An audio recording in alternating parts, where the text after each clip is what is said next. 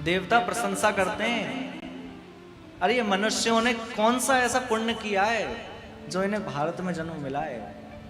देवता कहते हैं इन्होंने ऐसा कौन सा पुण्य कर्म कर लिया जो इनको भारत में जन्म मिल गया। और आगे क्या कह रहे हैं, यही जन्म लब्धम निशु भारताजरे मुकुंद सेवऊ पैका स्पराहेना। या तो हमें तो लगता है, देवता कह रहे हैं हमें लगता है कि भगवान ने स्वयं प्रसन्न होकर इनको यहां जन्म दे दिया। भारत में जन्म लेना सामान्य बात नहीं है, और उस भारत भूमि में भी ऐसे ब्रज में बैठकर हम दिव्य कथा श्रवण कर रहे हैं, सामान्य बात नहीं है। श्रीमद् भागवत के नाम पर आपने कभी विचार किया? भागवत में 4 अक्षर होते हैं, पहला भा, दूसरा गा, तीसरा वा और चौथा ता। भागवत 4 अक्षर होते हैं। इसका अर्थ क्या है? भा का अर्थ होता है भक्ति, गा का अर्थ होता है ज्ञान, और वा का अर्थ होता है वैराग्य, और ता का अर्थ होता है त्याग। जो भक्ति का भंडार है वह है श्रीमद् भागवत, जो ज्ञान का भंडार है वो है श्रीमद् भागवत, जो वैराग्य का भंडार है वो है श्रीमद् भागवत, और जिसमें त्याग की चर्चा है। ऐसा नहीं है कि केवल भक्ति की चर्चा है, ज्ञान की भी चर्चा है, वैराग्य की भी चर्चा है। कोई कोई ग्रंथ ऐसे हैं जिसमें केवल क्या करना है क्या नहीं करना है ये लिखा है। कोई कोई ग्रंथ ऐसे हैं जिसमें केवल वैराग्य की चर्चा है। लेकिन भागवत में प्रेम की भी चर्चा है, ज्ञान की भी चर्चा है, वैराग्य की भी चर्चा है, सारे विषयों पर चर्चा है। अद्भुत ग्रंथ है भागवत। ऐसे समझिए, यहां एक दुकान लगी हुई है, यहां पर एक दुकान लगी है, मैं बेचने वाला हूं, लेकिन मेरे पास बेचने के लिए केवल 4 ही वस्तुएं हैं। कौन कौन सी? भक्ति, ज्ञान, वैराग्य और त्याग। या तो आप भक्ति ले लो। भक्ति कहते हैं किसे हैं? केवल माला लेकर बैठ जाने को भक्ति नहीं कहते हैं। कई लोग माला लेकर बैठे रहते हैं, लेकिन उनका मन कहीं ऑफिस में लगाए, कहीं कारोबार में लगाए, अलग अलग जगह लगाए। क्या उसको भक्ति कहेंगे? एक महात्मा जी थे,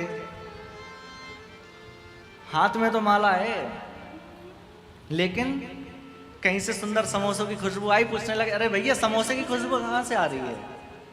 क्या ये भक्ति है? भक्ति तो उसे कहते हैं कि दिन रात भगवान श्री कृष्ण ही याद बने रहे, उसी को भक्ति कहते हैं। हाथ में तो माला है, लेकिन हमारा मन हमारे हाथ में नहीं है।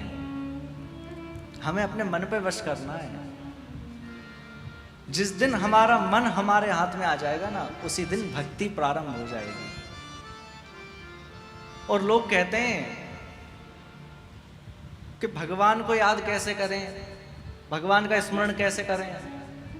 सबसे सरल उपाय है, भगवान से प्रेम करना शुरू कर दो। क्योंकि जिस व्यक्ति से प्रेम होता है ना, उसको याद करना पड़ता है कभी? बताइए आप लोग। जिस व्यक्ति से प्रेम हो उसको कभी याद करना नहीं पड़ता, वह स्वयं याद आता है। याद करने का कोई प्रयत्न करना पड़ता है कि माला लेके बैठे जब याद आएगा? जिससे प्रेम होता है वह तो नित्य याद रहता है। इसलिए ठाकुर जी से भी प्रेम करें। तो भक्ति किसको कहते हैं? माला लेकर बैठ जाने को भक्ति नहीं कहते हैं। दिन रात श्री कृष्ण याद बने रहें, इसी को भक्ति कहते हैं। और एक संत तो बड़ी अच्छी बात कह रहे थे, भक्ति कहते हैं किसको है?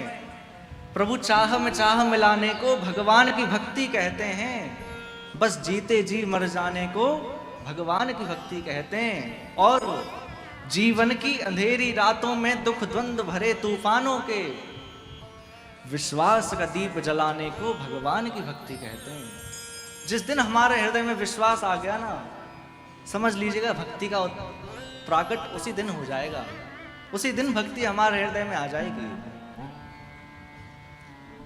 और भक्ति में कितनी सामर्थ्य है, भक्ति में। अब आप कहेंगे भक्ति लेकर करेंगे क्या, तो मैं बताऊं भक्ति में सामर्थ्य कितनी है। भक्ति में ताकत होती है दुनिया को झुकाने की। भक्ति में ताकत होती है दुनिया को झुकाने की, वरना क्या जरूरत थी मेरे राम को झूठे बेर खाने की। क्या आवश्यकता थी उनको। केवल भक्ति के कारण ही तो भगवान राम स्वयं चलकर उनकी कुटिया पर पहुंचे।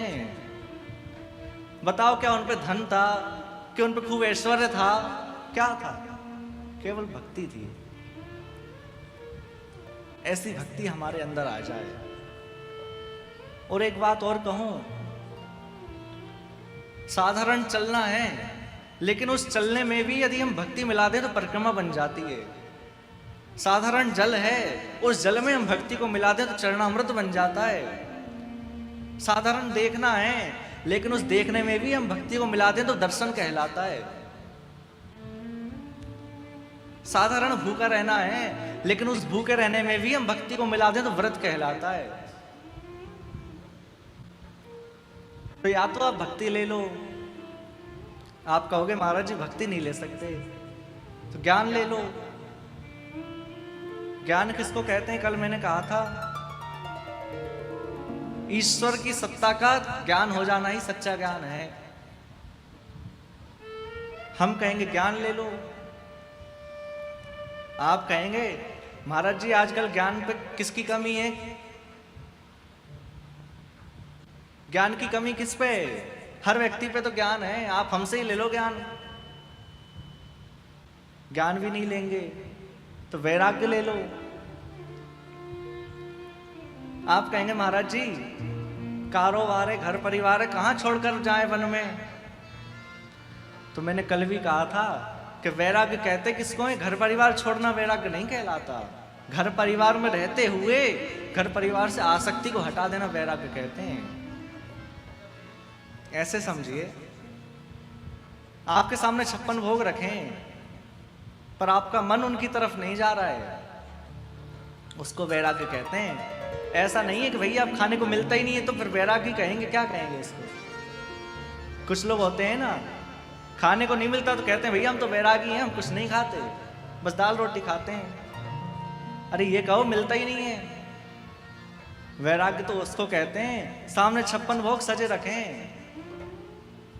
अब जैसे कल एकादशी थी, आपके सामने कोई बढ़िया पनीर की सब्जी खाए, छोले भटूरे खाए, बढ़िया बढ़िया व्यंजन खाए, आप कहेंगे भैया इसको आज ले जाओ हमारे सामने से, कहेंगे कि नहीं। हमारा मन हो जाएगा भी इसको ले जाओ। तो एक बात ध्यान रखिएगा, लिख कर रख लीजिएगा, जिस समय आपके मुंह में ये पानी आ गया ना कि इसको ले जाओ हमारे मन हो जाएगा, उसी समय आपका व्रत खंडित हो जाता है। खाने की आवश्यकता नहीं है। क्या इसको वैराग्य कहते हैं? वैराग्य तो उसे कहते हैं सामने सजा रखा है लेकिन मन ही ना हो उसको देखकर खाने का, इसको वैराग्य कहते हैं। आप कहेंगे भक्ति नहीं ले सकते, ज्ञान नहीं ले सकते,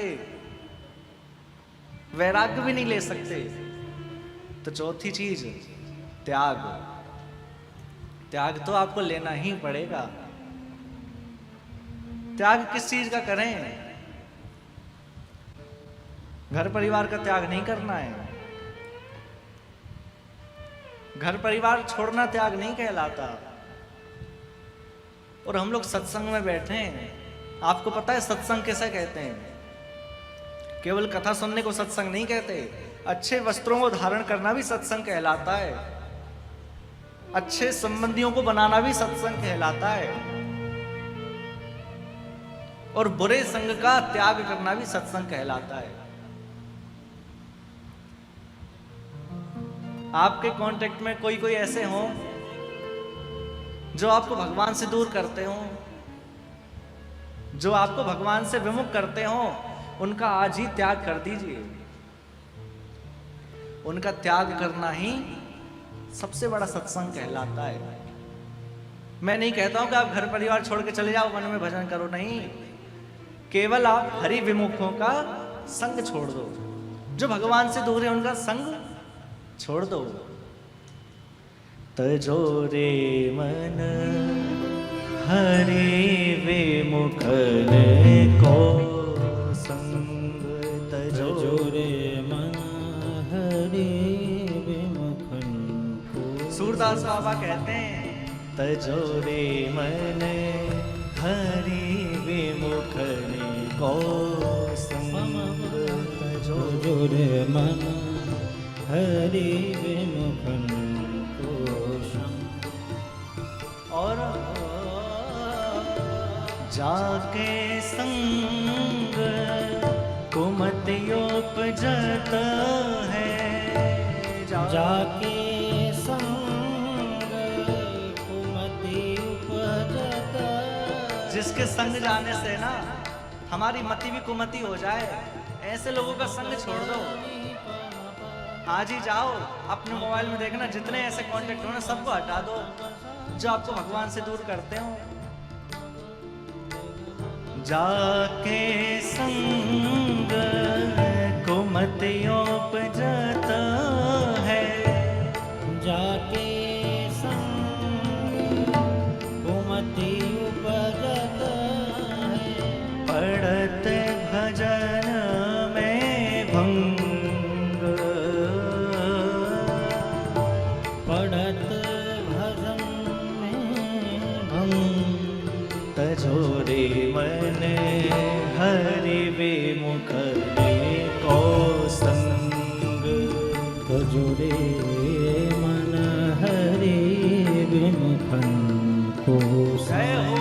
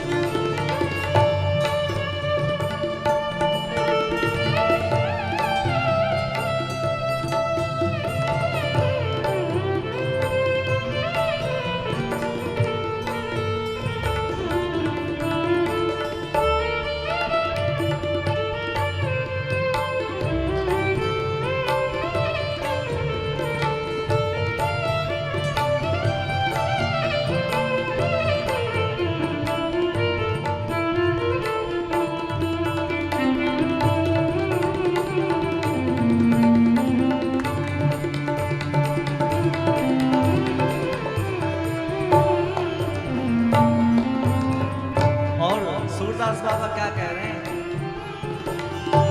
कहाँ होत पे पाने कराए, कहाँ होत पे पान कराए। कहाँ होत पे पाने कराए, कहाँ होत पे पान कराए। विष नहीं तजत भोजन हो, विष नहीं तजत भोजन। भुजंग किसको कहते हैं? सर्प को। आप सांप को कितना ही दूध पिला लीजिए, क्या कभी विष उगलना बंद करेगा? उसका स्वभाव है, आप कितना ही उसको दूध पिला लो वो विष ही उगलेगा। इसी प्रकार कुछ दुर्जन व्यक्ति भी होते हैं, उनको आप कितना ही समझा लो लेकिन बोलेंगे ऐसा बोलेंगे मानो विष उगल रहे हैं। ऐसे ही व्यक्तियों को त्याग करना है। कहाँ होत पे पाने कराए, कहाँ होत पे पान कराए। विष नहीं तजत भोजन हो, विष नहीं तजत भोजन। और सूरदास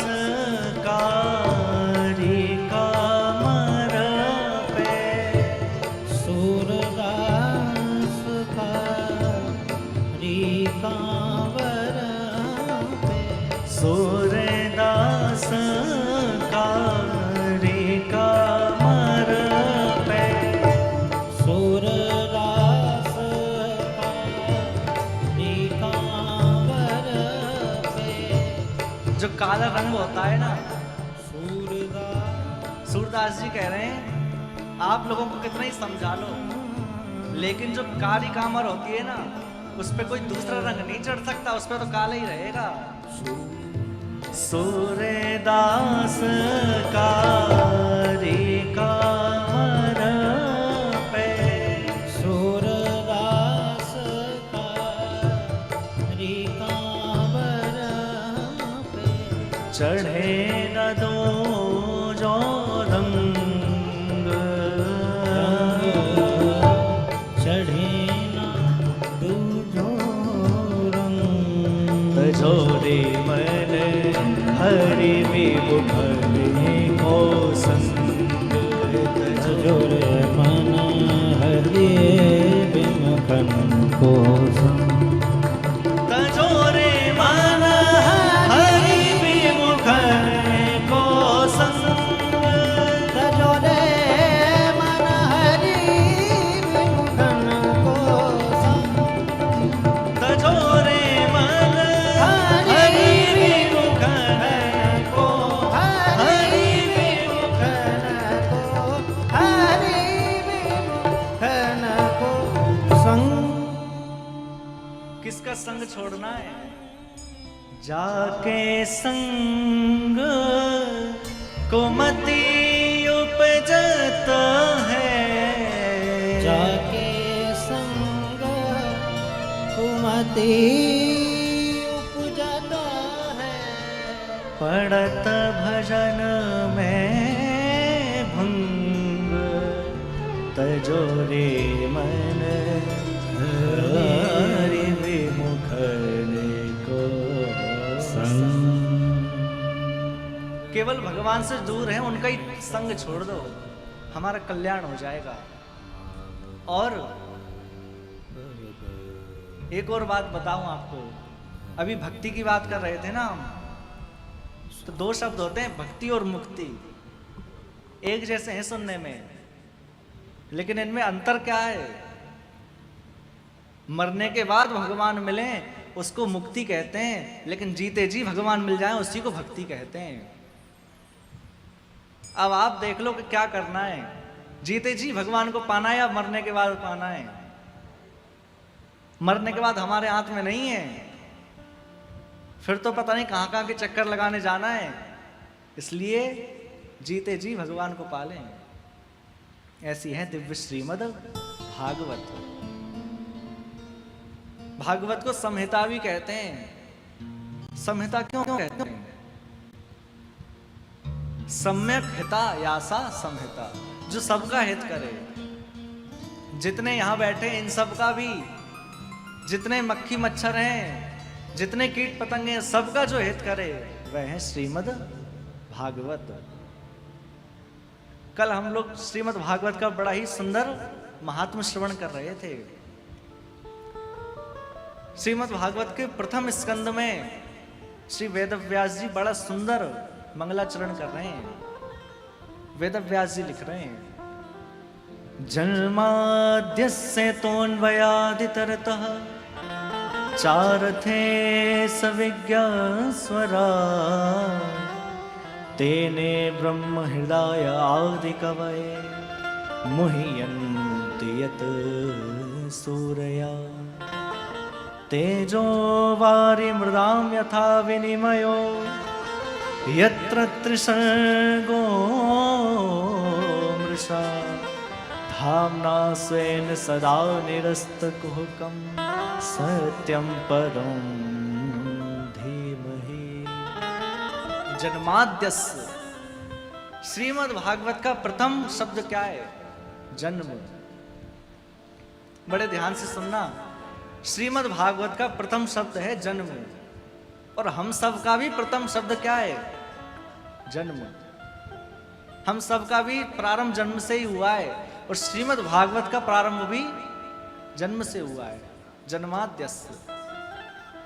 और श्रीमद् भागवत का विश्राम कहाँ हुआ है? हम विश्राम दिवस में श्लोक सुनते हैं ना, नाम संकीर्तनम यस्य सर्व पाप प्रणाशनम प्रणामो दुख शमनः तम नमामि हरिम परम। श्रीमद् भागवत का प्रारंभ हो रहा है जन्म से और विश्राम हो रहा है हरिम परम। हमारा भी प्रारंभ तो जन्म से होता है, लेकिन विश्राम मृत्यु पे होता है। हमें अपना विश्राम मृत्यु पे नहीं करना है। हमारी भी मृत्यु ऐसी हो कैसी, जैसी श्रीमद् भागवत की है, हरिम परम। अंतिम समय में हमें भगवान स्मरण आ जाए, उसी से हमारा कल्याण हो जाएगा। जन्माद्यस्य तोन्वयादितरतः, इसके अनेक अर्थ हैं। आज भी बाजार में जाओ तो 108 से अधिक इसके अर्थों की आपको टीका मिल जाएगी। श्रीमद् भागवत का जो प्रथम श्लोक है ना, बड़ा कठिन है। बोलने में कठिन नहीं है, समझने में कठिन है। यदि आप इसको समझ गए तो आप समझ लेना पूरी भागवत आपको समझ में आ गई। इस श्लोक का राम परक अर्थ भी होता है। इस श्लोक का देवी परक अर्थ भी होता है। इस श्लोक का शिव परक अर्थ भी होता है। अब चूंकि हम वृंदावन में बैठे हैं तो हम लोग कृष्ण परक अर्थ इसका श्रवण करें। जन्माद्यस्य तोन्वयादितरतः, जन्म लेते ही जो भगवान गोकुल इतरतः, गोकुल चले गए। चार्थेस विज्ञ स्वराट, जो विज्ञ हैं, अनविज्ञ नहीं है, जो सब कुछ जानते हैं। अब ये कैसे घटेगा? तो जब ठाकुर जी, जब कन्हैया गोपियों के घर में चोरी करवे जावे ना, तब उनको खोजना नहीं पड़ता था कि मटकी कहाँ रखी है, दूध दही कहाँ रखा है, खोजना नहीं पड़ता। जाते हैं और स्वयं पाने लगते हैं। तो वे अनविज्ञ नहीं है, वे विज्ञ हैं, स्वराट। उनको कहीं से प्रकाश लेने की आवश्यकता नहीं है। अब गोपियां अपने माट के अंधेरे में रख देती थी कि कन्हैया आएंगे, उनको माट के नहीं मिलेंगे। लेकिन भगवान स्वराट हैं, भगवान स्वयं में प्रकाशवान हैं। भगवान जहां प्रवेश कर जाते हैं ना, वहां प्रकाश ही प्रकाश हो जाता है, वहां अंधेरा नहीं बचता। फिर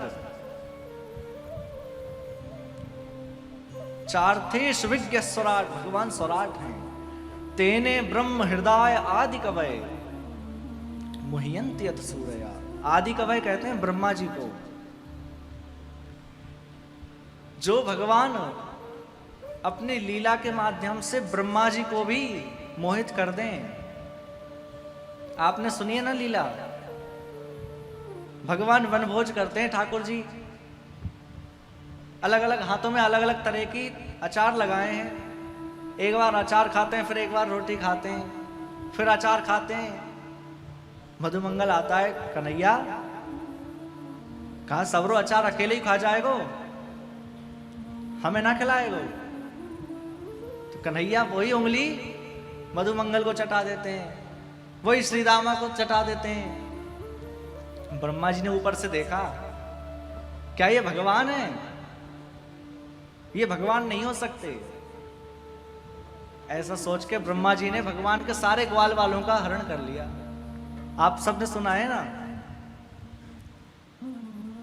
और फिर ठाकुर जी लीला करके अपने संकल्प से वैसे के वैसे ही सारे ग्वाल वाल आके प्रकट हो गए ब्रज में। अब ब्रह्मा जी ने देखा इन सबको तो मैं चोरी कर कर लाया हूं, ये नीचे कहां से पहुंच गए। ब्रह्मलोक में जाकर देखें तो वहां सब बंधे पड़े हैं, और नीचे आकर देखें तो सब लीला कर रहे हैं। समझ गए और कोई नहीं, ठाकुर जी हैं। तो जो अपनी लीला के माध्यम से ब्रह्मा जी को भी मोहित करते हैं। और तेजो वारी मृदाम यथा विनिमयो तेज कहते हैं अग्नि को, जिन्होंने अग्नि को शुद्ध किया है दावाग्नि का पान करके। वारी, वारी कहते हैं, किसको कहते हैं वारी? जल को। जिन्होंने जल को शुद्ध किया है काली नाग का मर्दन करके, यमुना जी को शुद्ध किया है ना। तेजो वारी मृदाम, मृदा कहते हैं मिट्टी को, जिन्होंने मिट्टी खा के मिट्टी को शुद्ध किया है ब्रज की। तेजो वारी मृदाम यथा विनिमयो यत्र त्रिसर्गो मृषा धामना स्वयं सदा निरस्त कुहुकम सत्यम परम धीमहि। ऐसे सत्य स्वरूप भगवान को हम सब प्रणाम करते हैं। दूसरे श्लोक में श्रीमद् भागवत का अनुबंध चतुष्टय बताया है। श्रीमद् भागवत का विषय क्या है, इसका अधिकारी कौन है, श्रीमद् भागवत संबंध किससे कराती है, और श्रीमद् भागवत सुनने से प्रयोजन क्या है, अनुबंध चतुष्टय का निरूपण किया है। तो श्रीमद् भागवत का विषय क्या है? धर्मः प्रोजित कैतवोऽत्र परमो निर्मत्सराणां सता वेद्यं वास्तवमत्र वस्तु सेवदो तापत्रयो निमूलनम्। श्रीमद्भागवते महामुनिकृते किं वा परेरीश्वरा सद्यो हृद्यवरुद्धतेत कृतभिः शुश्रूषुभिस्तत्क्षणा। श्रीमद् भागवत का विषय है हमारे हृदय में परम धर्म का निरूपण करती है। परम धर्म किससे कहते हैं? कल मैंने बताया था। धर्म और परम धर्म किसे कहते हैं? देखो आप लोग आज से ही फेल होते दिख रहे हो। कल ही मैंने कहा था कि मैं एग्जाम लूंगा 7वें दिन। कल की बात आप आज याद नहीं रख रहे। धर्म और परम धर्म में अंतर क्या है? जो कार्य हम संसार के लिए करें वो सब धर्म कहलाते हैं, और जो काम हम भगवान के लिए करें वो सब परम धर्म कहलाते हैं। सबसे सरल और सबसे छोटी परिभाषा है ये परम धर्म और धर्म की। ऐसे समझिए, पायलट एरोप्लेन चलाता है, हवाई जहाज चलाता है, वो उसका धर्म है। एक रिक्शे वाला रिक्शा चलाता है, वो उसका धर्म है। एक टीचर अपने स्टूडेंट को पढ़ाते हैं, वो उसका धर्म है। लेकिन हम आप लोग जो कर रहे हैं ना, अभी कथा सुन रहे हैं, ये धर्म नहीं है, ये परम धर्म है, क्योंकि हम भगवान के लिए कर रहे हैं। ऐसे समझिए, जो भी कार्य हम अपने शरीर के लिए करते हैं वो सब धर्म है, लेकिन जो भी कार्य हम अपनी आत्मा के लिए करें वो सब परम धर्म है। तो श्रीमद् भागवत हमारे हृदय में परम धर्म का निरूपण करती है। दूसरा, इसका अधिकारी कौन है? तो निर्मत्सराणाम सताम, जो निर्मत्सर व्यक्ति है। मत्सर कैसे कहते हैं? ईर्ष्या को।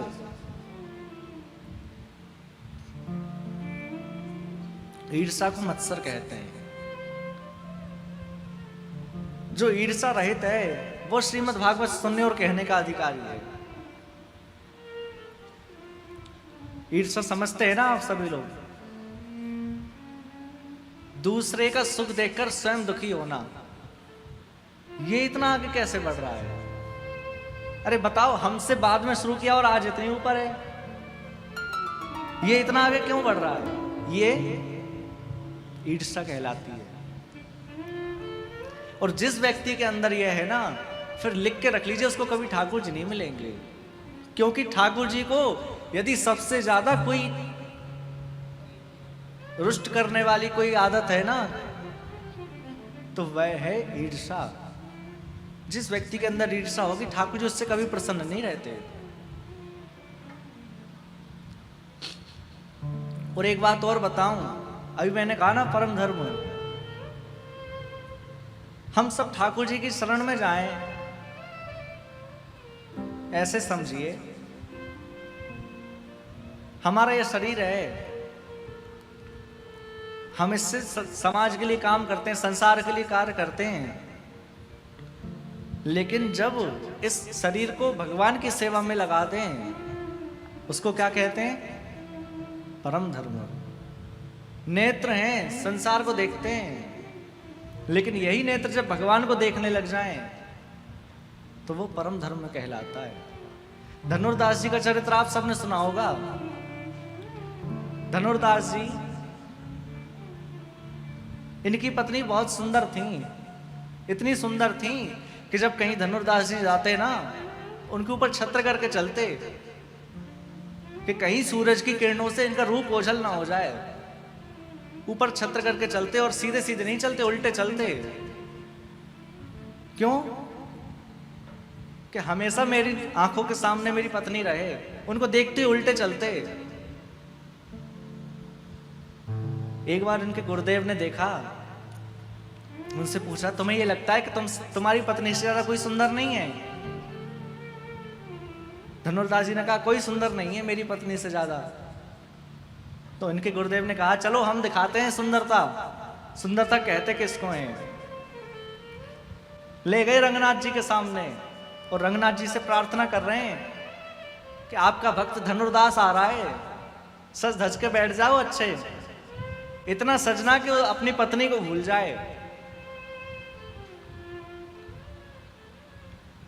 इतना तैयार होना कि वे अपनी पत्नी को ही भूल जाए। अब भगवान तैयार हो रहे हैं अपने भक्त के लिए। आज तक दुनिया ने यह तो देखा था कि भक्त अपने भगवान के लिए श्रृंगार करते हैं, लेकिन आज पहली बार ऐसा हो रहा है कि भगवान अपने भक्त के लिए श्रृंगार कर रहे हैं। यही है भक्ति की ताकत। भगवान भी अपने भक्त के लिए अपना श्रृंगार करते हैं, स्वागत के लिए खड़े हैं। चौक पुराओ, माटी रंगाओ, आज मेरे पिया घर आवेंगे, आज मोरे पिया घर आवेंगे, आज मोरे पिया घर आवेंगे, आज मोरे पिया घर आवेंगे। एरी सखी मंगल गाओरी, धरती अंबर सजाओरी, मेरी सखी मंगल गाओरी, धरती अंबर सजाओरी।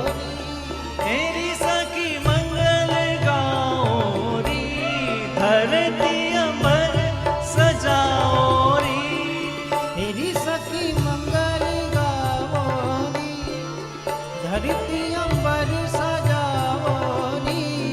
उनकी छवि हाथ मोरे पी की सवारी, उतरेगी आज मेरे पी की सवारी। एरी कोई काजल लाओरी, मेरी कोई काजल लाओरी, मोहे काला टीका लगाओरी, मोहे काला टीका लगाओरी। उनकी छब से दिखूं मैं तो प्यारी, उनकी छवि से दिखूं मैं तो प्यारी। लक्ष्मी जीवारो नजर उतारो, लक्ष्मी दीवारो नजरे उतारो। आज मेरे पिया घर आवेंगे, आज मोरे पिया घर आवेंगे।